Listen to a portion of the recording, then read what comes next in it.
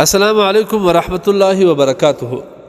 سمری محترم ورور پښتنه کړه ده چې یو ملګری د یو چا څخه دکان رانیوي په لک درهم باندې یا پر لک ریال باندې 15000 ریال یې ورکړل انور پسې قرض پاتې شو.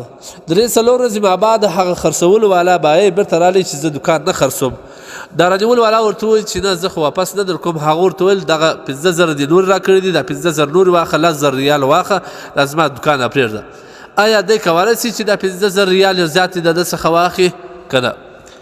د دې محترم ورور د پوښتنې په ځواب کې باید دا ووایو چې کله د دوو مسلمانانو ترمنځ یو عقد وسي د رانیولو او د خرڅولو او په خپله رضامندي سره یو شی رانیسي بل یې پر خرڅ کړي او یو څه پیسې وصول کړي، دا ته شرعا بیه وایي او په رضامندي سره شوې ده، دا بیه لازم شوه. هغه کومې پیسې چې وصول کړي دي هغه وصول شوي، پاته پیسې په ده پسې قرض پاته دي. اوس که یو څوک برته وغواړي چې دا سودا زه ماته کړم او دغه سودا ماتول دې ته اقاله وایي، دې ته واپسي وایي، فسخه کېدل د بیې وایي. د دې لپاره شرط دا دی چې په رضامندي باندې د رانیولو والا په رضامندي باندې که هغه وغواړي چې په بیرته په خپله رضا باندې دا شی بیرته واپس ورکړي، په هغه قیمت به یې ورکړي چې په کوم قیمت یې ځینې رانیولي وو، یعنې دا 15000 زیات پیسې د ده څخه نسي وصولولی. او که چیرې داسې وي چې دی په راضي نه وي، هغه یې د پیسو په زور باندې یا څه پیسې نور ورکوي، هغه ځینې اخلي، دغه پیسې دته جایز نه دي. ځکه اقاله دپاره شرط دا دی چې په هغه دغه باندې به یې په کومو پیسو چې ده رانیولې ده یا په کوم قیمت چې ده رانیولې دی برته به ورکوي.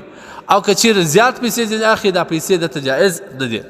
په دې اړه باندې حضرت علامه یوسف لیدانوي شهید رحمه الله په خپل مسائلو اووم جلد کې 114 نمبر صفحه کې دا مسلې وضاحت کړی دی چې د دکان دپاره یو څه پیسې وصول شوې، هغه پیسې زیاتې د ده څخه دی نسي اخیستلی، ځکه چې دا بغیر د یوازې دی او دا مجانا او فالتو دی.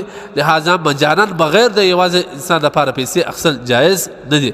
دی دغه حواله د رد محتار او دغه رقم د بدایة المجتهد دواړو ته دا حواله ورکوي. رد محتار 4 ټکو 1 نمبر صفحه کې دا مسلې وضاحت ستا چې د یو مسلمان دپاره دا جایز نه دی چې د یو چا څخه مال بغیر د سببه واخلي.